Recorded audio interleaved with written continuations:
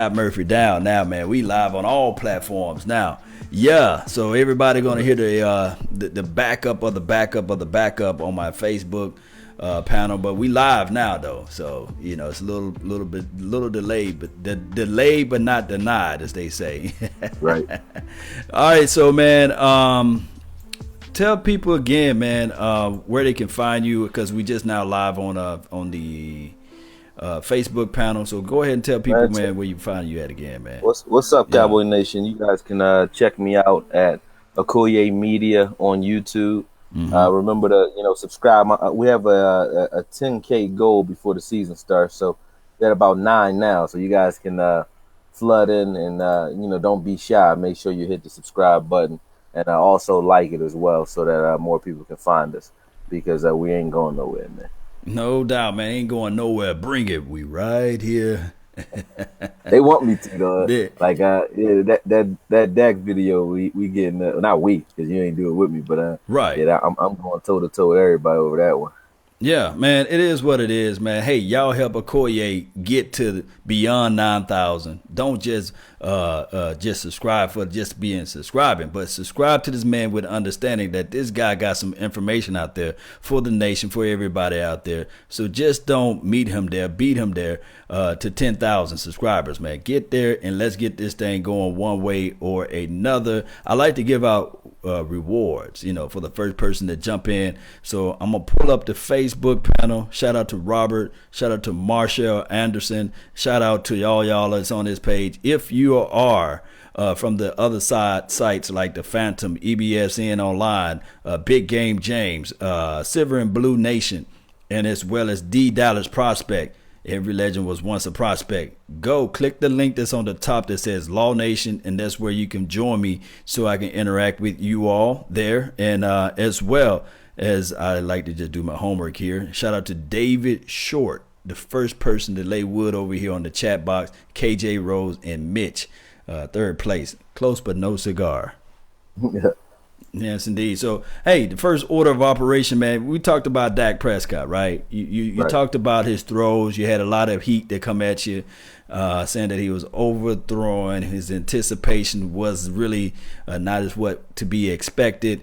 Break that Right. down, elaborate on it. And, yes, his stats were, what was he, 10 for 15 or 12 or something like that? Or what was his stats? It was 10 for 15. It wasn't 10 even for about 15. his. All right. Like, whenever I talk to anybody in the Cowboy Nation, they always jump straight to QBR. They jump straight to his completion percentage and so on. Dak is more so right now, and it's not a curse word or a curse, but he's more so a West Coast quarterback right now.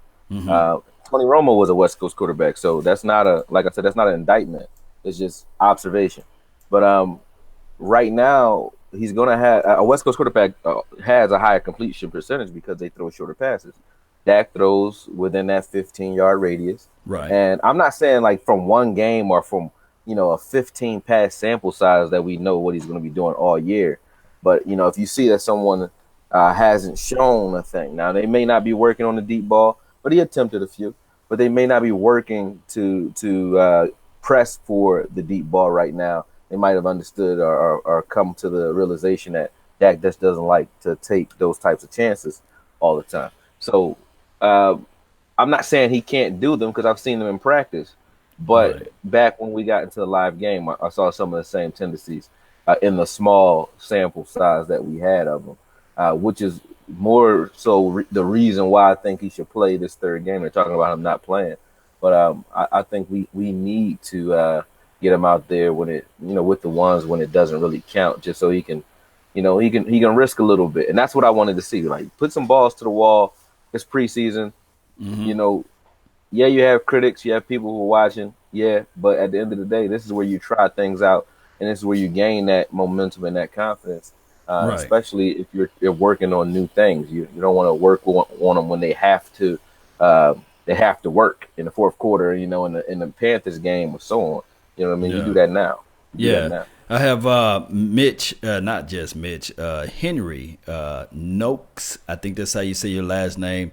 He said, "Isn't West Coast offense supposed to get the ball out quick with a quick release? Is that how the quarterback's supposed to throw?"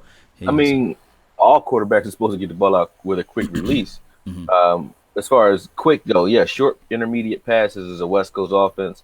But the only difference is he's a West Coast quarterback, but this isn't a West Coast offense per se because we run the ball a lot more. We're more like a smash mouth, run first type team. But he Right. just so happens to be a West Coast quarterback. I spread them out and throw precise short routes where you're relying on yards after the catch and so on, and you have little shiftier receivers so that you don't have to run the ball as much. Like for Tom Brady doesn't have to run the ball. They don't have to be successful running the ball in New England to win because they'll pass the ball for 5 yards and it's just as good as Zeke up the middle for 5. They don't care. Yeah, but yeah, I feel exactly what you're saying. But let's talk about the five, not 100, but the 5,000 pound gorilla that's in the room. Travis Frederick. Yeah, man. They saying that he got the Gullion. I don't know what it really is, but it says the Gullion disease or what have you is something to mess with his immune system. Sometimes I was reading that this thing it says that this disease that he have could be for 2 weeks, 3 months, or to a year, depending on your body immune system, depending on the way your body can react and heal to this. It may can linger. It may can just be something that he can shake off. I'm already sending up prayers to Travis Frederick and him and his whole entire family.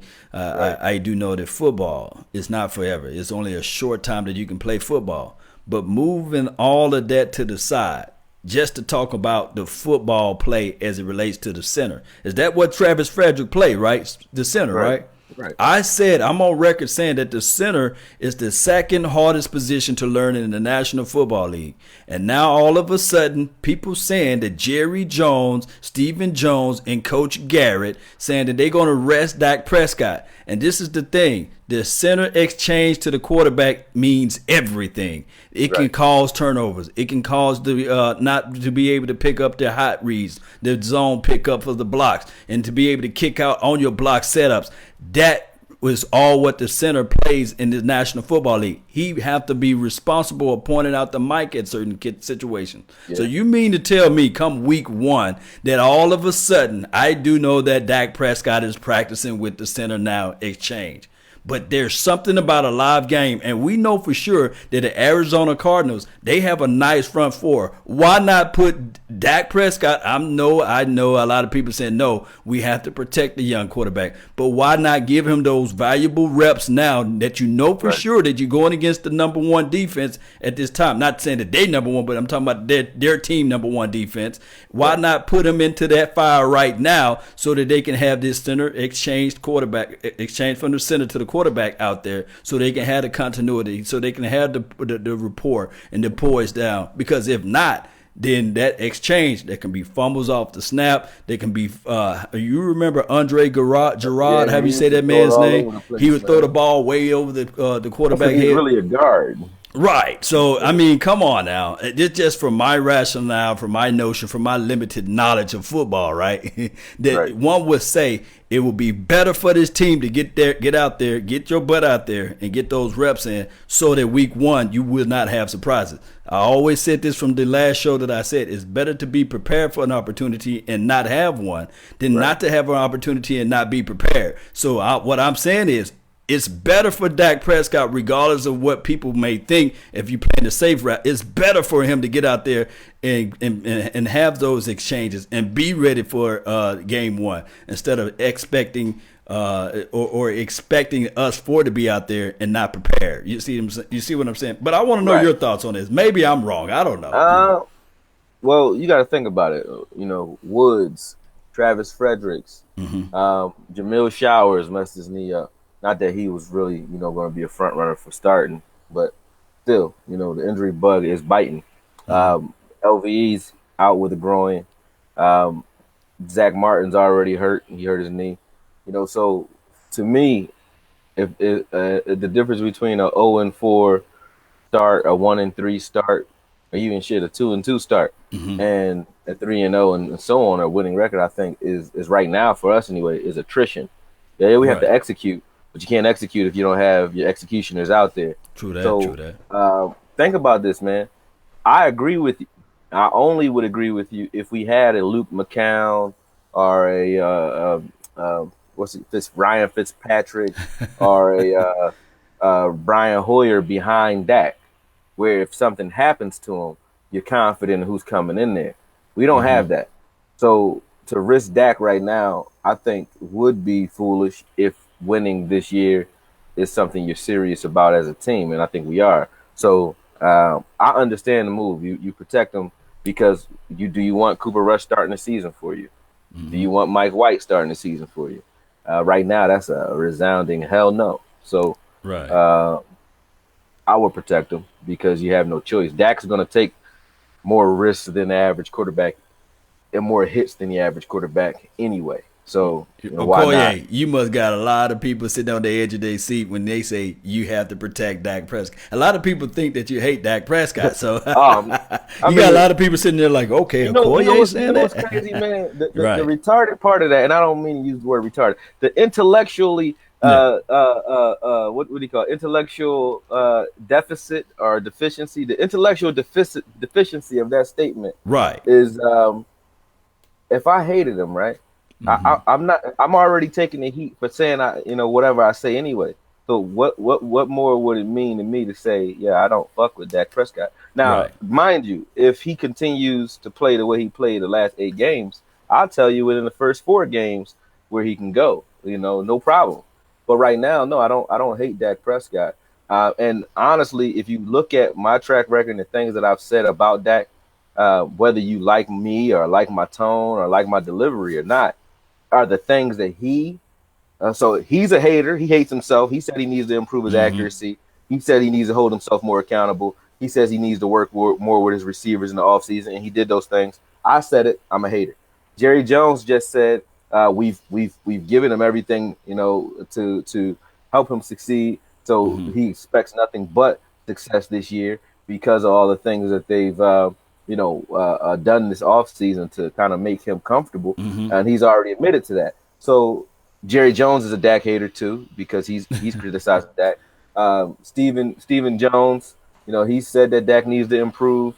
I guess Jason Garrett, when he said it, he's a Dak hater too. Anybody who criticizes Dak that's not someone that you accept it from is a Dak hater. You know what I mean? For me, Right. I don't hate Dak. I'm indifferent. Like he's not bad. He's not great either. I just don't look at him like he's the Messiah to the team until he is the Messiah to this team. Right? I No won't doubt. name him.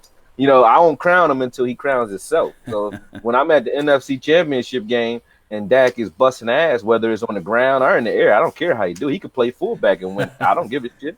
I don't care if Yeah. he never throws the ball. If he can win, great. If he can't, just like anybody else, like I like Anthony Brown. But if Anthony Brown keeps getting pass interference, just sit his ass on the bench. No doubt. Get No him out of doubt. here. I like Jordan Lewis. If Jordan Lewis keeps playing the way he played in Cincinnati, get him the Get him fuck out of out of here. here. Get him out of here. I Hey, don't. I, and you speaking from sarcasm from earlier because got to let people know what sarcasm is. When you say yeah, Jerry Jones must hate yeah, Dak because they're gonna Prescott. say, Yeah. "quote Okoye says Jerry Jones." But I don't know if John Sparks is a medical professional, but he did point out some things with this Gullion, going back to Travis Frederick. He said it usually can be up to 6 months if not treated properly. It's some type of virus that can occur during surgery, things like that. And he also said, and shout out to you, John Sparks. Let me know if you're a medical professional because I'm surely not. I'm not one at all. But he did say that with this deficiency, it could be treatable if caught early. And he gave me some, only 3% of the victims are suffered from relapse. So meaning that with that being said, it's on a positive aspect that Travis Frederick may be back into the mix if possible, if it's treated properly. And I'm trying to just paraphrasing because I lost the actual sentence there, John. But I'm trying to find out where it's at because I got so many people commenting. Let me see. Frederick said he caught it early. The disease itself attacks the nerves in the body, and it can be paralyzed, and can be fatal. So shout out to John Sparks that's on the Law Nations 2.0 page, putting out there all the facts. I really appreciate that information. All we can do is just hope and pray that he can get back before 6 months. But it is what it is. Yeah. That goes with that though.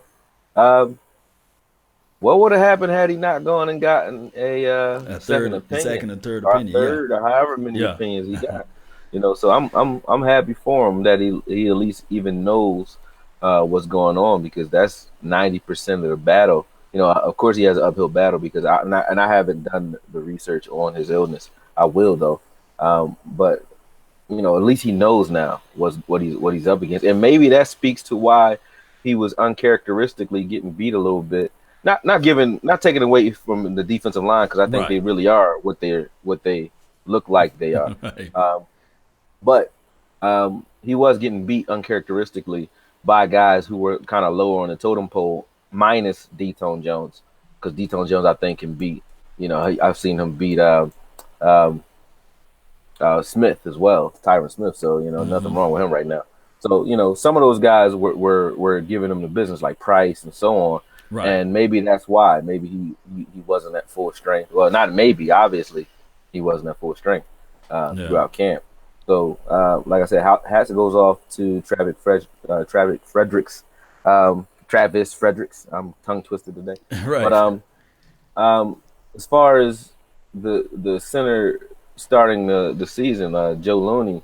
Joe Looney blocks well. I don't know what his exchange will be, but he blocks pretty well. And sandwich between Williams and Martin, a healthy Martin, might not be so bad.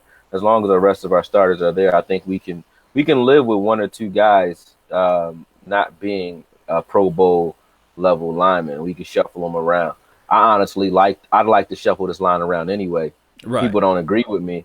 I like Connor Williams a lot, and initially I liked him at guard, because that's where they wanted to put him. I think because Leal said he didn't want to play guard at all.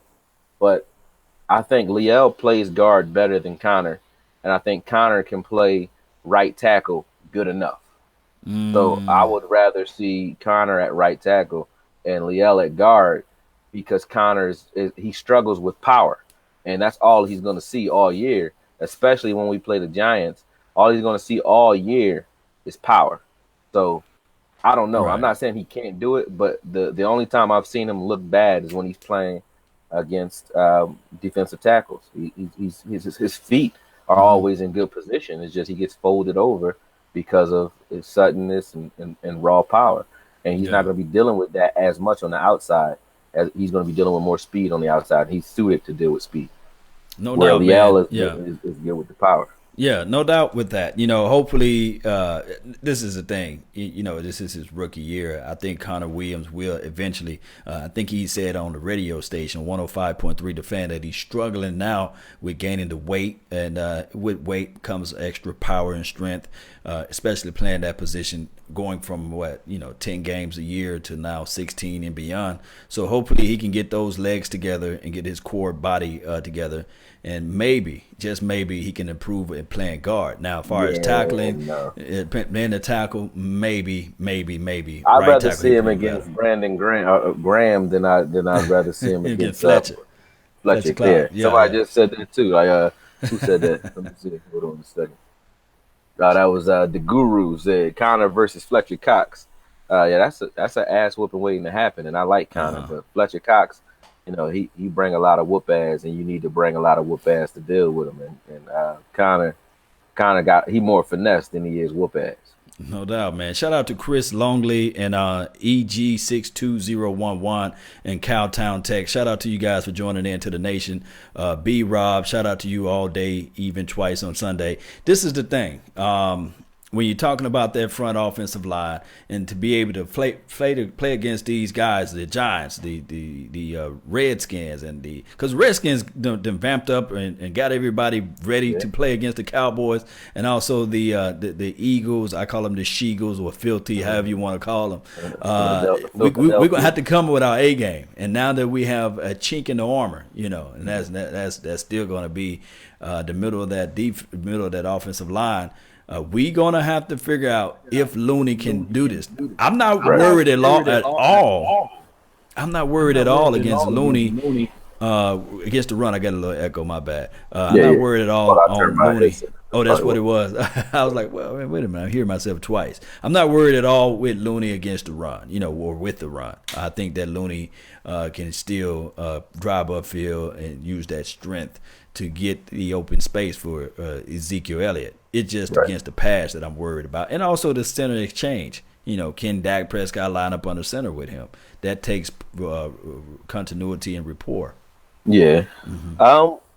I mean, I hear the echo now too. I don't know why though. I turned Yeah. it back down, but yeah, I heard it for a second. But Shout out to Murphy Law then. yeah, Murphy's law. Let's whoop Murphy's ass too. Yeah. Um, at the end of the day, I don't think it's going to be something that lasts throughout the season. But if it does, I mean, we've seen it, like you said, with Andre Guerrero. That's just something to add to another feather to add to Dak's cap. It's something he had experiences. That's what AKOYE really means. Is we're all an accumulation of our experiences, right? So Right. those True that. experiences, even though when you're going through them, they might feel like a pain in the ass or like somebody's doing you dirty, but those experiences are what make us who we are. Like I am everything good and bad that's happened to me, everything nutty that I've done, everything good that I've done. You know what I Right. mean? I'm all those things. So Dak dealing with that adversity will do nothing but make him better in the end because that's what made Romo better. You remember Right. Romo got to a point where he started making plays off the shit. In the Rams Mm-hmm. game, threw the ball 23 yards behind him. He picks it up, scrambles, and him and Marion Barber just cascade up the sideline. You know what I mean? So and then Marion Barber was another one of those guys when Murphy's Law struck. Right. He made something happen. So those things only come. You only have that confidence in yourself when you've been up against almost everything. Tom Brady's torn an Mm-hmm. ACL. He's been blasted. He's been criticized. He's been hurt. All types of things have happened to him. He's going through it with his coaches. But all that experience and still having to try to play at a high level for so long, Right. he has that experience where he knows he's unshakable. Drew Brees, same thing. They're unshakable because of the things they've gone through. Drew Brees, before he went to the Saints, you Right. question whether or not he was Screw being a great quarterback, but you question whether or not he was even going to play in the league again. Period. Whether he was good or not. So those things have to happen for you to sort of emerge as who you are. And Eli, all the quarterbacks who've won have gone through that, and Dak has to go through that. Criticized by both the media and myself included. So he has to. And not saying and I'm not trying to justify anything. It's just Right. that's just natural. That's what happens. I mean, that's life, man. There's always a good quote that says, "There's never been a statue raised to a critic." So you're going to get that. I get that coming to my channel. You get that coming to your channel. There's always things that you have to just take it and just say, hey, okay, this is going to either break me or make me better. And just know that somebody's opinion of you don't have to become your reality. And that's just how I look at it. But like you said, with Dak Prescott getting all of these views of negative attention coming from both sides, whether it be like the coaching staff or what Stephen Jones or what Jerry Jones have to say, the only thing that counts is putting a W in the win column on every game. So that's what counts, and just removing yourself from the L's. And that's what I think that Dak Prescott brings to the table, the intangibles. We can see there's a throwing competition that was out there later or earlier this week with Mike White. Oh. And I said, man, Mike White coming out of college, man, he can circumcise a gnat. He's just that precise with his throwing mechanics. And he can throw a ball through a keyhole. But the problem is with Mike White are the intangibles. Can he know when the pressure is coming on him? Is he able to make his proper reads when everything breaks down on him too as well? So it's hard to assess though. It's hard to assess because he's playing with third and fourth string offensive linemen. But you should still see those glimpses of improvement, just like when Dak Prescott number was called. He was still balling out of control during preseason. I mean, to his credit though, Mike White, he played not great. Right. But considering who he was playing with, I think he played okay. I was less impressed with Cooper Rush, actually. The one problem I had with White was he was slow to process, and I don't think that Right. comes from anything other than, it's just like when you cram for a test. He's crammed for this playbook, and right now it's not natural. It's not Hmm. flowing out of him. It's like Bruce Lee used to say, "Don't think, just do." He's Right. not just doing; he's thinking because he doesn't know what to do yet. So I want to see what he does next year, next preseason. I'm not really judging him too bad off of what he's done so far because I think the reason he's staring downfield so long while the heat is on him, that's a good trait when you have a good line. It's a bad trait when you don't. Hmm. So ask was it David Carr? Right. He was the guy that stares down the field. It's a good trait if you had our line. He'd stand tall in the pocket like Brady. Brady Hmm. does it, but it doesn't look bad because nobody's blowing him up when he stands back there for 5 minutes. I mean, for five Hmm. seconds or whatever. You know what I mean? So Yeah. um, I don't know because Mike White's definitely not an athlete. I know that. Like I said, he looked like Billy Cundiff Really with the kind ball, of. but he can throw. Yeah, but look at the measurables. He's 6'5", 230-ish, 240-ish, give or take, But you're looking at the measurables. You're saying, okay, and then he got a good arm. He can put the ball on a penny if he wanted to, or Right, like throwing the ball on a rope. He can do those things. But like you said, the processing part, think about this. Peyton Manning, he wasn't ready for year one. He wasn't ready for year two. It took him around year three to get his body and mechanics together. And once everything began to become slower, people were still able to see, okay, with Peyton Manning, I do know this, like going all the way back to 2000 and 2001, they were right, saying, okay, we see the potentials, but once he get everything together, then this guy can win games, and he was winning games for him. So right. hopefully, with that being said, with Mike White's or even Cooper Rush, and I do know Cooper Rush fell off the wagon just a little bit this year. I'm thinking now that the Cowboys can take the risk of going with just two quarterbacks this year versus going with three quarterbacks. I think you can Right. hire one of those guys on the practice squad, and then you can bring in an extra guy what we need help on. We can transition over to this topic right here. What's that? Will Rico Gathers make this team? I think he should. Mm-hmm. If he doesn't make the team because of, I've heard rumors. I was listening to Mark the other day talk about Mm-hmm. he liked the page that he shouldn't have. Maybe he did. I don't. I mean, I haven't verified it. But Mm-hmm.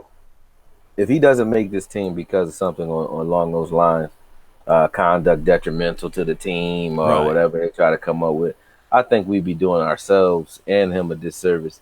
Is the kid a little weird? Probably, maybe, Right. maybe, but for a guy who's never played football until now to have the natural ability to go up and get it and be as aggressive as he is, he treats football like like it's rebounding in basketball, and he Yeah. goes up and he Mm-hmm. gets it, and he gets that part of the game. We can use Rico in so many ways, and honestly, for everybody who thinks I'm blasting Dak, the reason I'm begging for Rico so bad to make this roster is for Dak. Think about Cam Newton and Olsen. The Right. the big Mm-hmm. are Alex Smith and Vernon Davis, and then Alex Smith and Kelsey. You know what I mean? The Mm-hmm. biggest security blanket for your possession, field general style West Coast quarterbacks. The biggest weapon for those guys is an athletic tight end. Right. And Always. you're looking for windows, Russell especially. Wilson. Right, especially when you got a quarterback that don't throw the back shoulder fade the best. You're Hmm. looking for somebody who can run seam routes. Well, you're looking for easy reads too. Think of Easy reads. Yeah. very easy reads. Like if you're not if you are double teaming Rico in Mm-hmm. that box, then it's open for the out. It's open on the outside. Dak doesn't have to think too hard. If Right. they get going early with Rico, if you're not doubling Rico in the middle, I mean Rico literally can run in front of a linebacker and turn around. He's open. Rico Right. can run past the linebacker and they can't stick with him. He's open. Rico is going to go up over a safety. He's already shown he's going to go up over a corner, right over his back, reach around him and take the ball. So it's like, I'm not saying he's going to do that every time, but I'm just saying he's shown that he understands body mechanics and leverage. Mm-hmm. So those are things that Dak doesn't have to think about. He's Right. just trying to make it quick and cerebral for him. So if he hikes the ball in Rico's box and someone out, or they're running the same routes that Witten was running Mm-hmm. later in his career, I love Witten overall as a motivator, overall as a tough man, as one of the greatest Cowboys to ever suit up. But today, or even in his rookie year. I don't think that not. I don't think Witten is nowhere near the athlete that Rico is, Right. and Witten was a good tight end for us.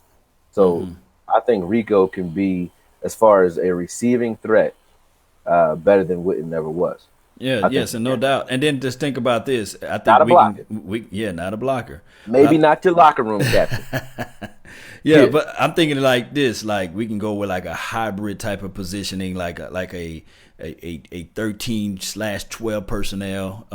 When you have Jameis Olawale and the running back out there, and then you can flex Jameis Olawale into like a tight end positioning, right?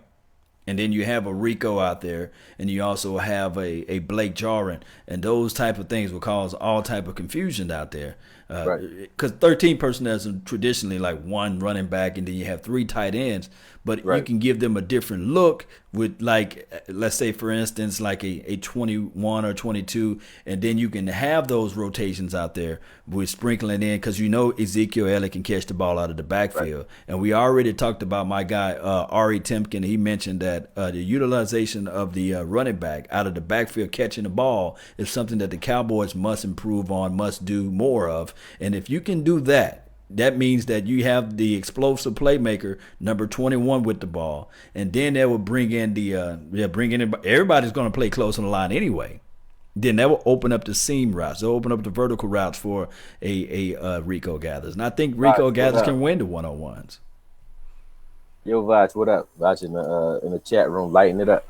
He must be on your side of the world. Yeah. Go and give a shout out to everybody, and I'm gonna jump over to my Facebook panel. I got to show them love too, but go ahead and give your love over there. Shout out to Cowboy Crunk. Shout out to Guru, Justin Quarles.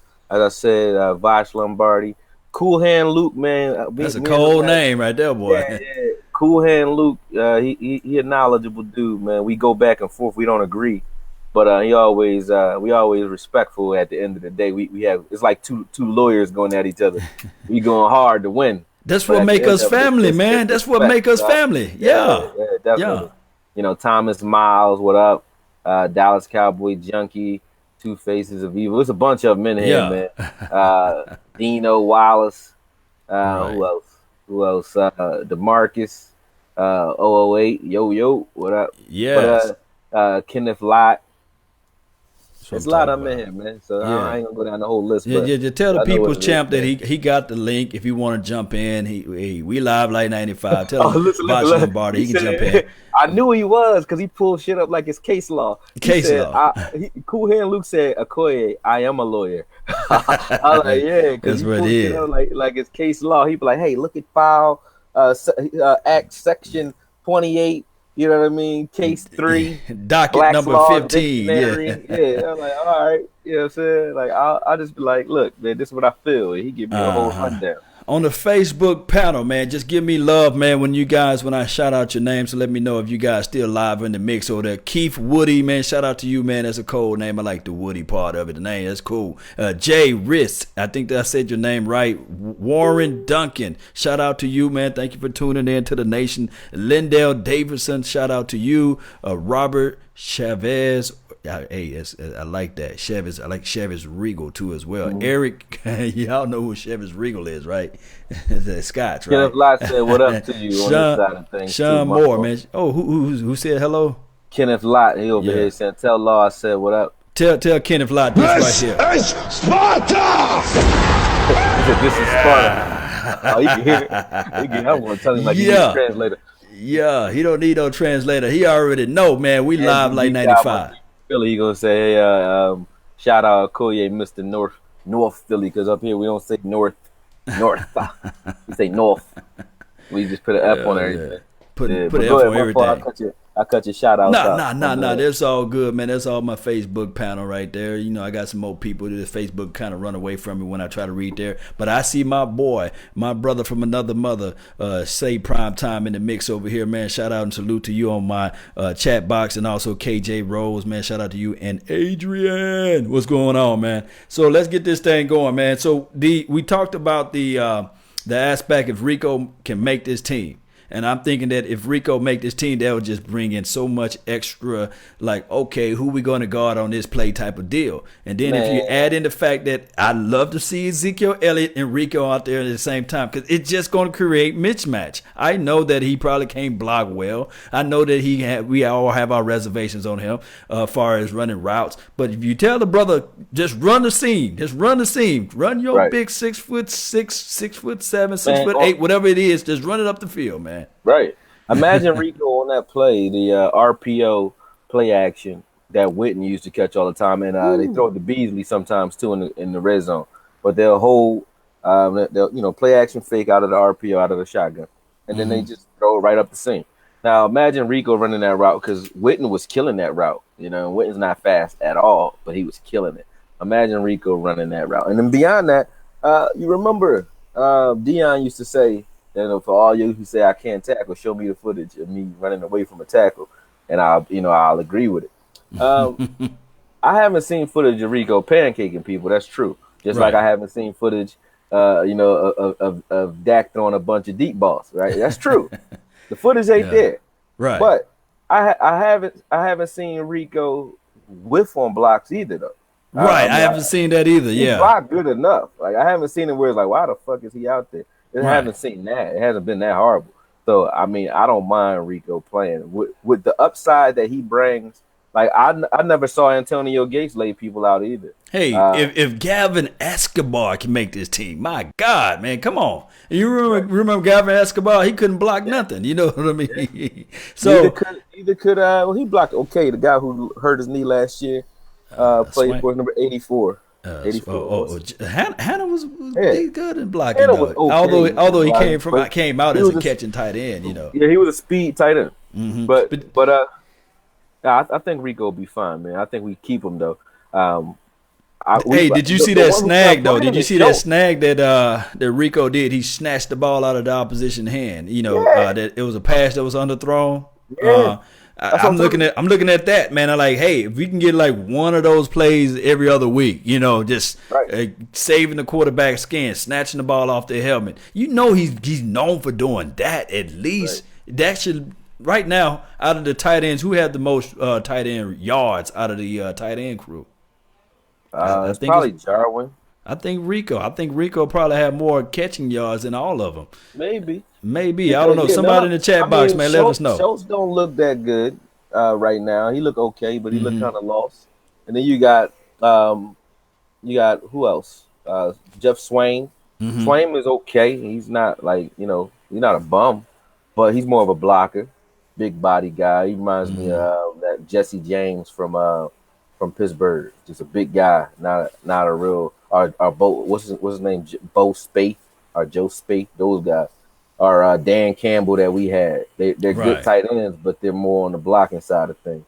Hey, people on the Facebook panel, well, not the Facebook panel, the chat box, the flame box. I have John Sparks, and I also have, man, I forgot your name already. It moved away.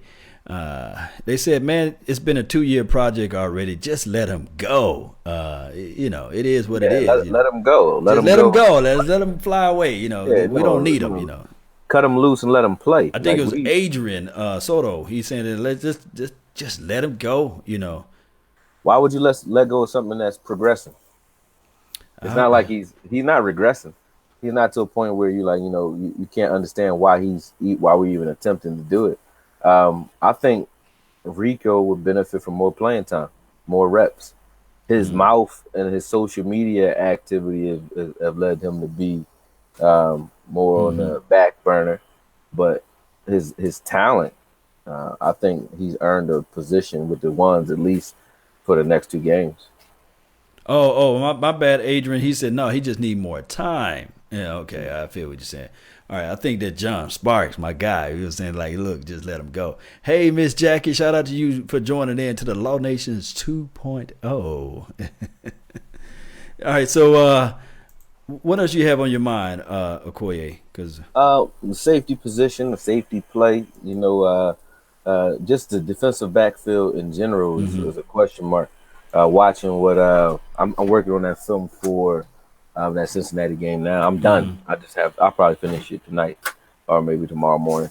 But that film, I'm looking at some things that make me whiff a little bit, and that's the poor tackling by the second unit.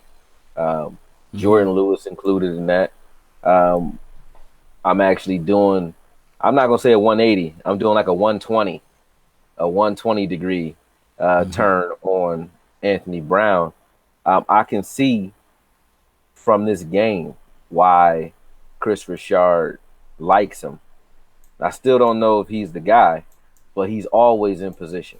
I can tell you that. Right. I like that about him. He almost got another interception this week, and I'm tired of saying almost about Anthony Brown.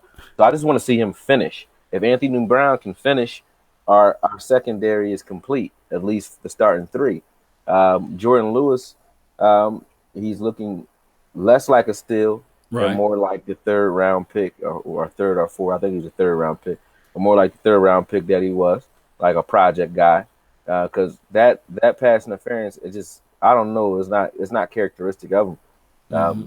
I don't know what that was about. And he But that did whole fold it up like a the whole lawn game, chair. He folded up yeah, like a lawn chair on one of those guys who was trying to make the tackle out in yeah, I space. got Yeah. that too. Yeah. He got beat on a cross. He was just getting Uh, beat.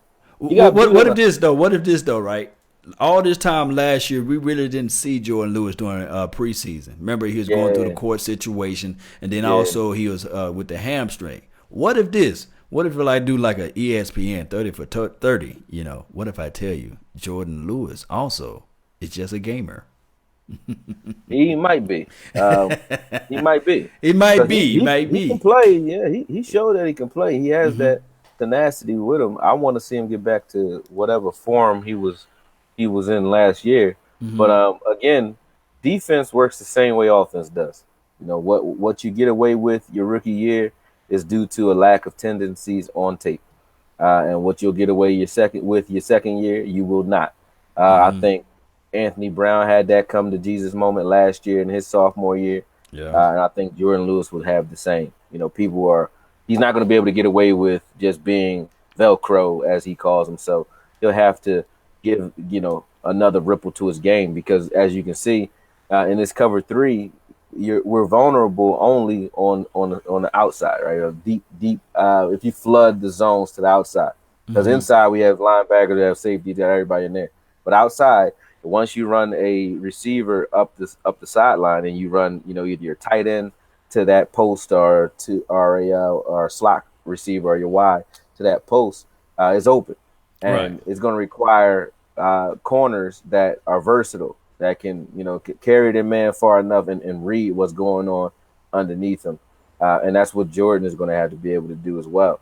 I think everyone else, including Jordan, they're good read and react players, but I think Jordan's just better at man than he is at zone, and I think that's part of the reason why he's struggling a little bit. This is a little bit new to him because Hmm. last year all we asked Jordan to do really was say, "Hey, look, that's your guy. Follow him. Follow Say, on yeah, the just field go. side. Yeah. You got him. Go. Yeah. If he come over here, this your man. Got Yeah. him. He good at that.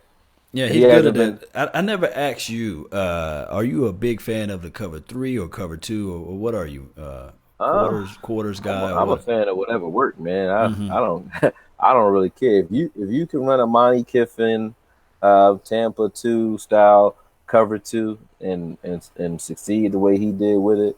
You know, more power to you. Rob Marinelli, Simeon Rice type thing. That's great. Cool. Um, if you can run that Pete Carroll cover three, I'm good with that too.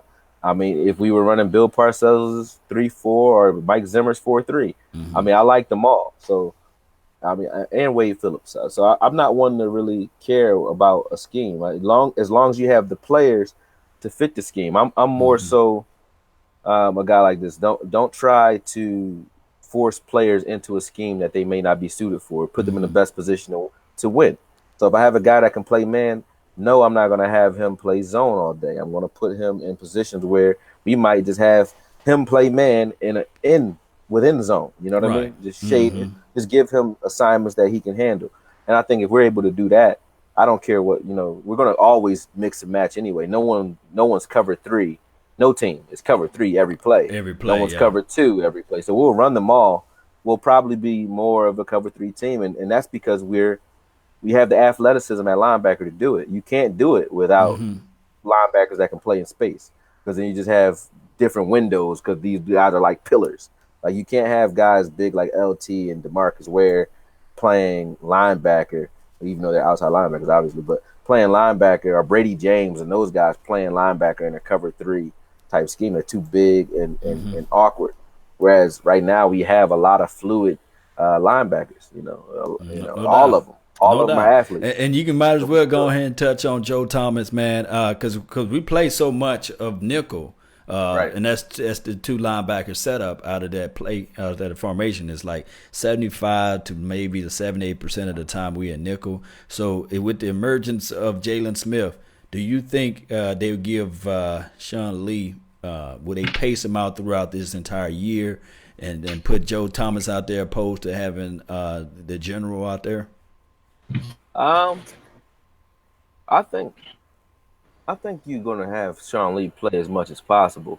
I think we want to win this year, so I think you want to play him as much as possible without risking him, of course. But when I say risking him, I mean, obviously if he's a little banged up, yeah, you might see Joe Thomas for a few more series, and they go series for series with him, or they take him out of certain sub packages just to rest him.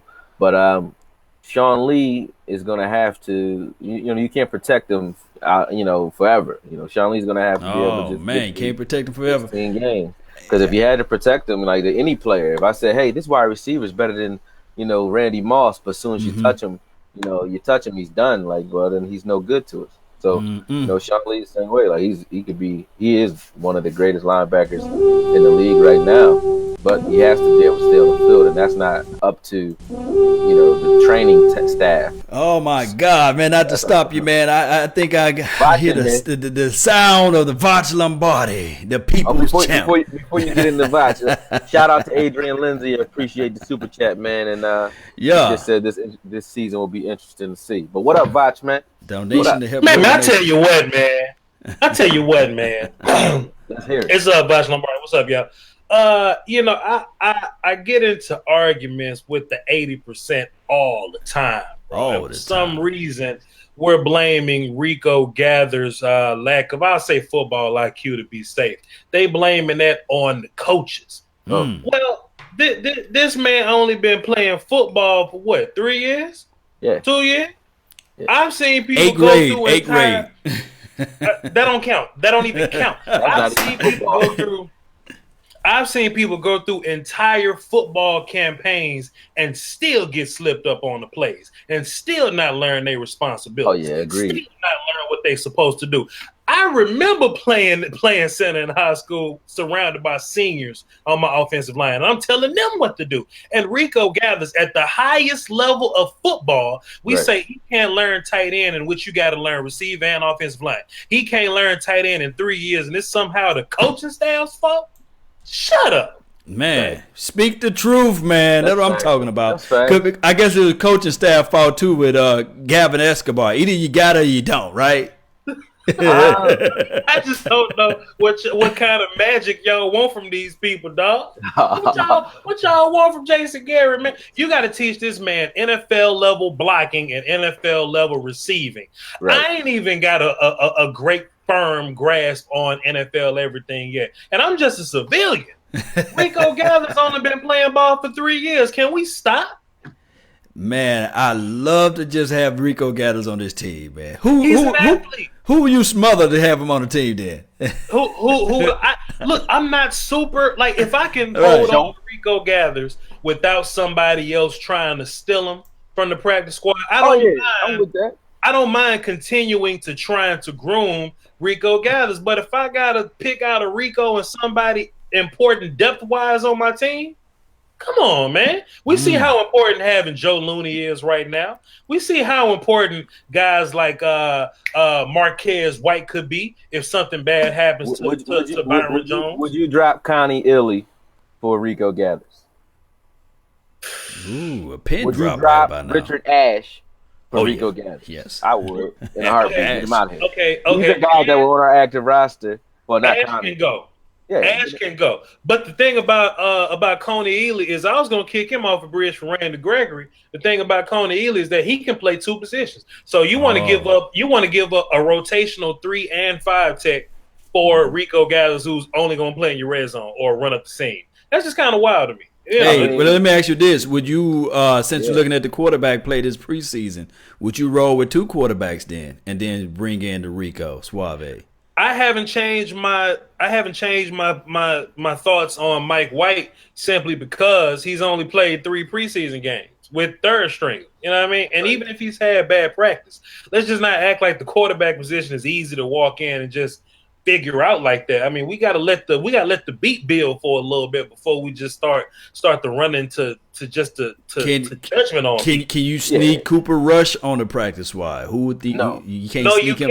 He's not going to be sneakable. No, because you try to get Mike White on the practice squad is what you go with. I don't think we can do that, man. I think we got to carry 3 because Cooper got to be your second guy, and you can't put Mike on practice squad because somebody will take him. In my opinion, let me ask you this hypothetically: if Teddy Bridgewater out there, would you get rid of one of those 2 guys for Teddy B?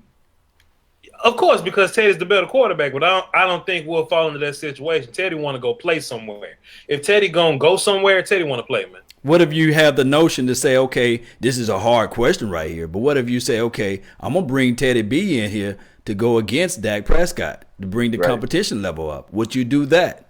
I'll take that. They'll do that next year. Still start shopping. Still, he's gonna be on the market, right? He's gonna be on. Okay, watch this. What would you give up? What would you give up to get Teddy Bridgewater? I'm not even gonna acknowledge that because I wouldn't give up my next year. Yeah, that's not something. I think it's like this. Like Dak, what they're doing right now is trying to put Dak in a position to feel comfortable, right? Mm-hmm. Right. Having him in competition right now is not something that makes him feel comfortable. So I think that's why they're going, and he's shown that he's durable. I think that's why they're going with less seasoned quarterbacks behind him. Not even a Luke McCown type behind him or Anderson, the dude who's behind Cam Newton for so long. Mm-hmm. So he doesn't even have that. We don't have a veteran just sitting there ready to go. So that just shows me they're trying to really give Dak his space. If Dak doesn't rise to the occasion, if he just has a subpar mediocre year this year, then I think next camp, it might not be a Bridgewater. It could be, who knows, RG3, you got Manziel, you got draft picks, you got... Oh, don't mention Manziel. Okay. Yeah, I'm just saying names right. names of players that aren't, quarterbacks that aren't unattainable and aren't unrealistic, but not good enough to beat them out either, but good enough to make people say, oh, well, can they play if he doesn't? You know what I mean? So I think that, you'll see that next off season if he doesn't play well. If he does play well and he shows that he is who he's supposed to be, then you'll just see a Ryan Fitzpatrick type or a Luke McCown type sign behind him as a handcuff. I guarantee it. It's just so wild. People ready to just kill Mike White, man. If I had Chaz Green and Damian Mama blocking for me, I look pretty trash. Who killing him though? Hey man, who kills him right now? They going on him? AKOYE, you should see him. I thought he played okay in the Cincinnati game without a line. I thought he played okay. I agree, but you did too much staring down. But he did head onto that ball forever, man. He held on the ball better than the lady from the Titanic. He's a rookie. That's okay. You should see the 80% trying to get rid of Mike White, man. You should see him. Right. I'm not in the belief of getting rid of him. I'm thinking that you can stash him somewhere. But you saying that ain't gonna fly though, right? 31 other teams right now say, okay, what if you give Mike White one of those high playing practice squad money like they did with Rico? You want to know something? You want to know something that'll work for Mike White? If he lay down and go ouch and we put him on IR, that's the only way to keep Mike White without getting him stolen. That's the best thing for him. That's really what we did with Rico. We just can't do that shit two years in a row. Rico, look, Rico had a damn concussion and he was out for 6 weeks. How'd that work? Right. How that work? Hey, before we go a little bit further, Voch, I want to know your opinion, your thoughts on number 72, Travis, man. What are your thoughts on that? And Joe Loney too. I think Travis will be fine, but if not, I think Joe Loney will be fine. I don't think he's one of these guys to where if we lose him, everything breaks down. I've seen Cowboys fans say that we're going 8-8 because we lost Travis. I don't think so. I think we lose a lot, but I don't think we're going to lose so much. People think that, Everybody gonna give up sacks from the one tech, just sacks. Joe is adequate, but he's not as great as Travis. I think we'll be fine. And if not, he's only gonna be out for like a handful of weeks. So what? 2 weeks, 3 weeks? I mean, he'll be fine. Let me ask you this though. With that being said, are you with the belief of resting Dak Prescott, or are you with the belief of putting the young man out there? I was watching the Cardinals versus Saints, man. Mm-hmm. And the Cardinals was sacking the hell out of the Saints, bro. That's a front four, man. That's a nasty front four, yeah. The card was sacking the hell out of the Saints, bro. I don't want that going through no parts of that. I don't want that. Look, man, Chandler Jones just up here just doing the thing with LeBron. He on the same steroids his brother was on. He breaking bags and all. He broke the bag back. Like, yeah, I saw that, man. That boy broke the doggone. So what would that? That's metal. What would he have done to a man? He'd have snapped him in half. Man, look, I don't want to sound so. Voch is so right about everything, because I did see a comment that say Voch belittles people into feeling like they wrong. Nah, I just feel like they regular wrong. But if Dak Prescott, knock on plastic, if something bad happens to him, I'm knocking on wood. If something, now what? Sit him down, man. Like, if he does play, he's only gonna play what, 2 series? That's 12 or so plays. 12 or so plays. That ain't really no big change or nothing, man. That's all right. You play center, man. When Dak Prescott line up on the center, how much of a report that counts? Because I'm with the mindset the center is like the second hardest position to learn in the National Football League. So how hard would this be with Dak Prescott building that rapport with Jumbo Looney? No problem. That's what we got practice for. Exactly. No problem. And it's not going to be the center exchange that's going to be the problem for Looney. It's going to be the reads and the calls and the snap counts and all that. It's not going to be handing it back so much. So, at the end of the day, strong sides, you can always count on Zach Martin for help. Backside, I think a double team with Connor and Joe Looney will do well on, some backside one or whatever. So it ain't like we're putting Joe in position. All right, Joe, be the man here. Nah, just call out the mic. Adjust the, calls and all that type of stuff. And Joe's been here for like 3, 4, 5 years. He knows the mental side. Okay. He knows the mental side. Just don't die out there, Joe. That's it. Just get me off the ledge. Thanks for bringing me a little closer off the ledge. And you get a longer look at Cooper Rush. We get to look at Cooper Rush if Dak doesn't play. I think Cooper Rush needs to put something good on tape for himself. Going into the season, because he's gonna be asked to play cold coming off the bench if something happens to Dak. Well, will this game help number 85 out? Because number 85 need to get playing time out there. I think whatever's going to happen is already happened to Noah Brown. I don't think he can play in this one game and make himself any better off than he was going to be. So if they like him enough to keep him from last year, then they're going to do that.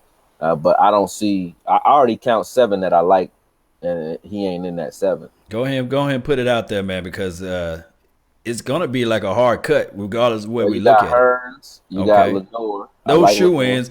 Go and give me the shoe-ins. The guys that you know for sure gonna make it, like Allen we Hearns, know T. Will. Terrence Williams is gonna make the team. My son. Yeah, we know Hearns is gonna make the team. We know Beasley's making his team. Gallup is on the team. That's 4 right there. Then on the bubble players, you have Lance Lenore. No way. But go ahead. I mean, when I say on the bubble, I mean he's not a shoe-in. Okay, I see what you're saying. It's not like he's automatic. We still don't know what these coaches are thinking. But I think he's one of the better receivers on our team right now. But that's your 5th. And then you have Deontay Thompson, who's injured right now, so I'm not sure what he'll be able to do. Tavon Austin is 6. Yeah. And then 7. Who would be 7? I know there was one more that I didn't mention. Brown. I think Tavon, your lock, man. I think he, Tavon a lock. Another lock category, yeah. Yeah, he not a bubble guy. I just didn't think of him earlier. So who is the 6 though? That's the 6. That's 6. So who's the 7? So they're gonna roll with 6. I like Mikael McKay. That's what everybody's saying is in the chat box right now. I like Mikael McKay. I like him over Noah Brown. And not saying Noah Brown doesn't bring a blocking element, but I'm not looking for more blockers at wide receiver. I'm looking for wide receivers at wide receiver. I like that saying. Yeah. Voch, who you got, man? Same order? I don't think Noah makes the team, because what we're gonna look at is if we're gonna put a receiver on the 53, I would assume we would like to have him on the 46, and I don't think Noah Brown made the 46, so why put him on the 53? Yeah. In my opinion. So it's gonna come down to guys like Noah Brown versus the other bottom of the position guys that we talked about, Marquez White or Rico. Gather some of y'all like Bo Scarborough and Darius Jackson. I think it's gonna come down to those guys. And Noah Brown ain't been here. he ain't been here, man. So he I probably think won't you're make right squad. though. Tavon is going to be moved to that wide receiver position because of a Darius Jackson or Bo Scarborough making this team. Tell you what, I'd rather have Rico than Noah Brown. That's a fact. Yeah. Well, hey, that Or speaks volumes. Deontay Thompson. They can get rid of either one of them for Rico, and I'll take it. Hey, do you roll with 3 running backs or you go with the 4 now? I think 3 running, including fullback. no. I mean, you got to include this Smith, fullback because he can Smith, be doing Scarborough, so much. Zeke, and then Darius Jackson. One of those guys got to go. Gots to go, huh? It'll probably be Jackson. I think both Scarborough is younger and he has some juice to him. I like the way Darius Jackson's been running though. I do like He's that. slicing. That was with the 3rd string. That was running behind Chaz Green and It'll be this. If Darius Jackson yeah. can return some kicks, some kickoffs and play on special teams this week and make some noise with that, then maybe he makes the team as that kickoff returner that takes the place of Tavon back there. So maybe we keep 4. That would be the only scenario I can think of where 4 make 4 running backs are on this team. What does Bo bring to this team, though? Sure, The yeah, sure, ideal. yeah. Bo brings the ideal to the team. You know what I mean? That's all he brings, an ideal. That's all I can think of. I like Bo. Bo brings a Marion Barber style. Right. That's the ideal. Yeah. Zeke brings a Marion Barber style as Zeke brings a LaDainian Tomlinson style running game. Like plus he got Marion power. Barber. Plus But he's not Marion trying to Barber. smack you. Zeke more so runs through your arms rather than try to smack you in the face. Bo is going to leave this game with, hopefully not, but I'm just saying this as a joke. He's going to leave this game with CTE the way he runs. Third run and like, one. Wow. Third and one. So 3rd and 1, you're putting in Bo or Zeke. No, you're putting in gonna Zeke, put in Zeke. and then you have maybe combo said with Zeke and Jameis Olawale or Zeke and a number 45. I mean, you show me where you would ever put anybody other than Zeke in on any running play. Zeke is going to get spelled by these guys, and that's it. Now, if he were to get, no, I'm not going to even say that out loud. But if, but I don't even say that. Anyway, Stop it. for whatever reason, those other running backs have to play. I would like to see more of Bo, but if Zeke, plays this entire season, you won't see Bo, and that's fine with me because you're not gonna see the 3rd running back no matter who it is. You ain't gonna see. But let's break this down right here. Then, who is closer to Ezekiel's style of running? I would say number 44, and that's Jackson. And Bo is closer to number 45 style of runner. Is that correct? So would you rather have 2 Zekes? And I'm not calling, before you guys try to crucify me, I'm not calling Jackson and Zeke. But what I'm saying is closer in style of run, you can have that with a Darius, and then you can have his Zeke, those 2 same style. And then you can have your number 45, and then you have Jameis Olawale, who one can argue and say those 2 are the same type of style, 1A, 1B, whatever. I mean, the fact that the only wild card I think there is the fact that if you're going to say that Bo is a hard-nosed, which he is, a hard-nosed smash-mouth running back that you like because he's a big body, but you also have Jameis Olawale on this team, he's the reason you don't need a Bo because he can do what Bo can do. He's a guy that makes people miss. He can run through you, run over you, run around you, but he's also a lot more explosive and he can catch a lot better and run patterns, obviously, a lot better than a Bo. So he's more dynamic. So the fact that you mentioned Jameis, that's the only reason I would see you not keeping a Bo. I don't think I don't think Bo runs like 45. I don't think he runs like Smith. Smith is a different type of guy. He's a tall Eddie George type running back, long strides but powerful. Bo is not. He don't run like him. So are you putting Bo on kickoff or Nah? That's what I meant by what You're right. You're right. I mean, I'm just arguing. And I saw number 45 do kickoff, and I saw him as a gunner too. So 45, he brings in a lot of things to the table. So I'm not saying that you get rid of him, but if you already have that guy who's similar to Bo, then why try to change it when you can utilize Jameis Olawale? Team, he'll wind up on the Jags or something like that. Oh, yeah, boy. You know what's going to happen with Bo? Maybe Pittsburgh. You know what's gonna happen with Bo? Bo gonna sell some jerseys in damn Tuscaloosa. That's what he gonna do. Would you put Bo on the Rico plan? You put him in this game, then you say, that hip pointer, he gonna be out. Because he's not a guy that you look. I think Bo has a high floor, low ceiling. So I don't think he's gonna. You're not waiting for him to improve. Bo is what Bo is. I'm just talking about you just stash him. This is what I would say. The only thing that makes me feel this way about Bo, people call me a hater because people love Bo. Y'all remember how good we felt about Gus Johnson, dog? Then just one day he was gone. Is that the first time I said this? Right? As much as we love Gus, then just one day he just wasn't here no more. You think they gonna keep Bo? Who do we love Bo to give him a third spot? Like we love Gus Johnson, we just pillow smothered him and pushed him off the bridge. They pillow smother a lot of guys in Dallas though that you don't expect. Please, but it's one of those things, man. I learned that back in remember Hard Knocks when Parcells was here. I don't know why he didn't make the team, but we had a dude who was a quarterback named Woody Dantzler. You remember him? He was a quarterback, but they had him playing. He fumbled or something off a kickoff return. I said, get him off the team. Man, this dude had the greatest kickoff return though against San Fran in the preseason. Might have been in the regular season or the preseason. Ain't got cut. Yeah. That was the greatest kickoff return I ever seen in my life. I mean, ever. Greatest kickoff return I ever seen. And next week he was gone. I was like, God damn, they don't got no love. They got no love over here, man. I was like 11 when that happened, but you remember that though, right? I do. Yeah, I remember. He bust his ass. Yes, indeed, man. It's always something with this team, man. I will say, 8 years ago, Bo probably would have made this team. I think we cut people that we love so much because we're as talented as we've ever been. I remember just a handful of months ago, I made an argument on your show, Law. I used to say, man, this offense full of first and second round picks, man. That's why they're so good. Y'all remember me saying that. Right. I look at the defense now. You got a gang of first and second round picks playing on the defense now. And most of that is Jalen can run now. Randy ain't smoking no more. Cheeto starting. You know what I'm saying? Byron looks impressive at corner. You know what I mean? We got a lot more talent on defense than we ever had. We made it happen. We were ranked eighth with, you know what I'm saying, scraps and whatever. We good to go now.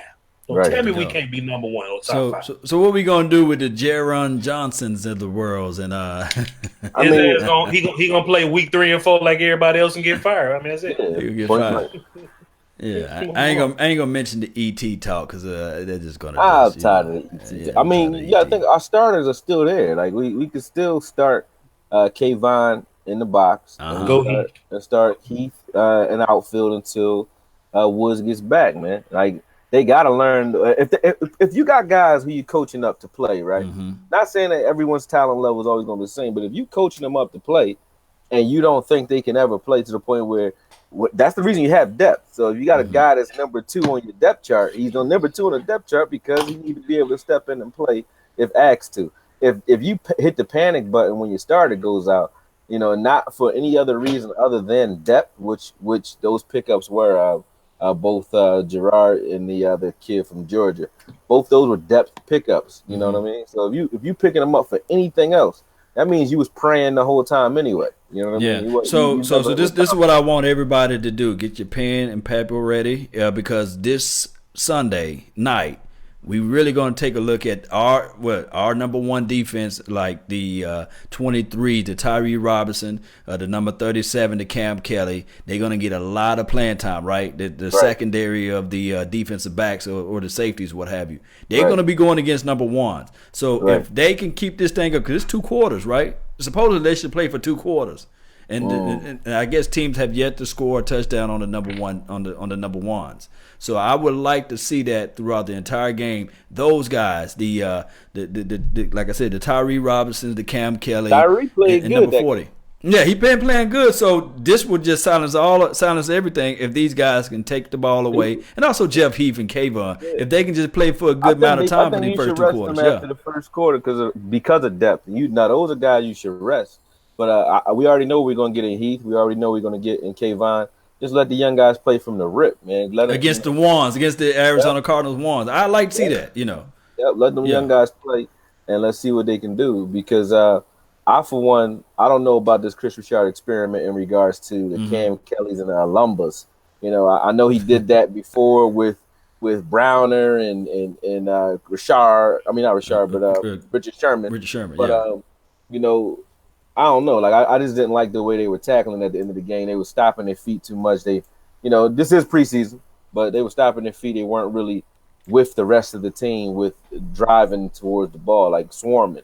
They were watching and then saying, "Oh shit, you got away. Let me come get him." You know what I mean? That's a little different than just going and missling at somebody. So if healthy, we should see number 55 double nickel playing Mike the entire game. Yeah. I think you're going to see a lot of Joe Thomas, even though I think he's an asset that you keep off the field for the whole game.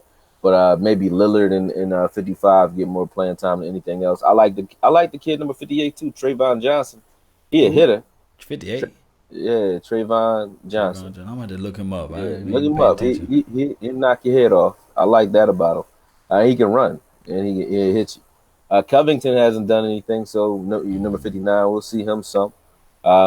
Outside of that, yeah, I mean, I think you get rid of Heath and Kayvon after the first series. You put them on the bench. Yeah, who you looking for, Voch? Who you looking for this game?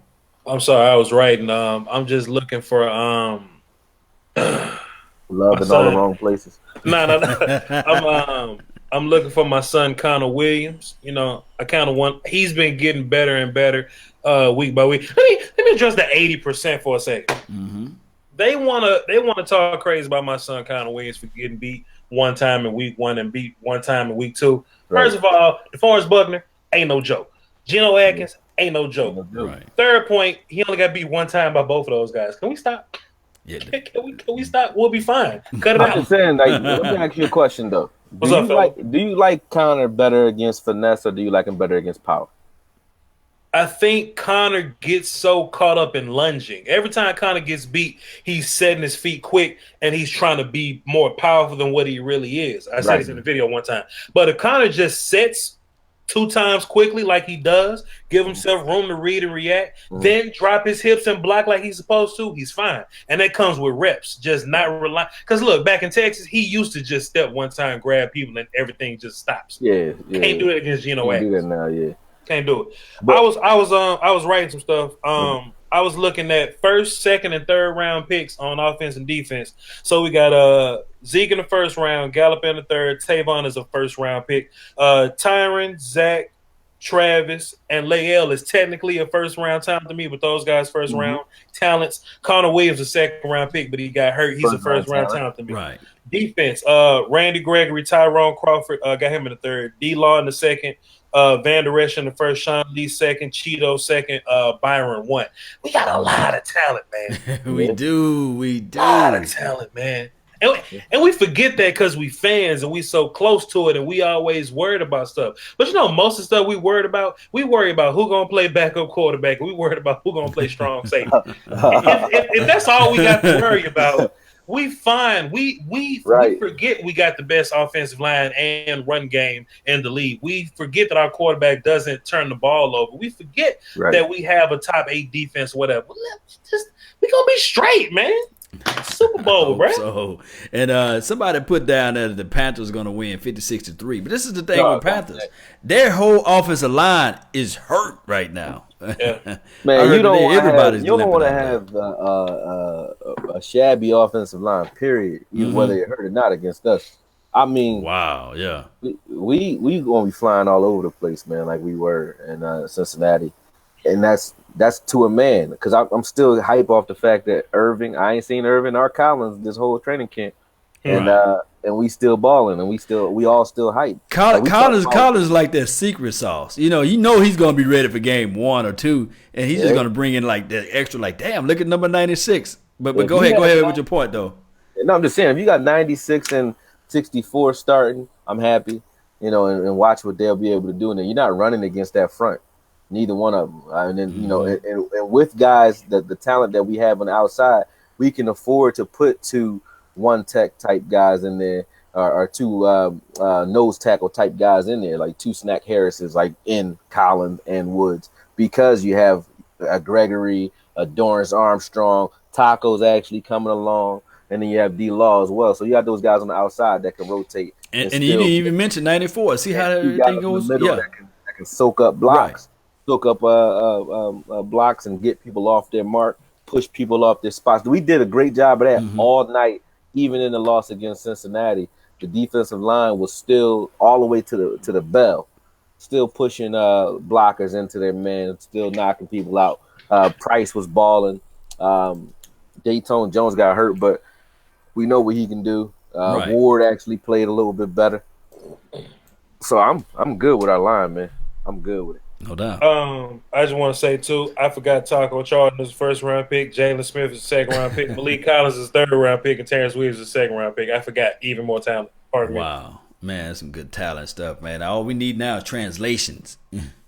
Yeah, but translate. You need to translate out there for that turnover, takeaways, fumbles, sacks. There's gonna be a lot of turnovers this year, man. What would you say? Blood. What would you say? Voch Lombardi.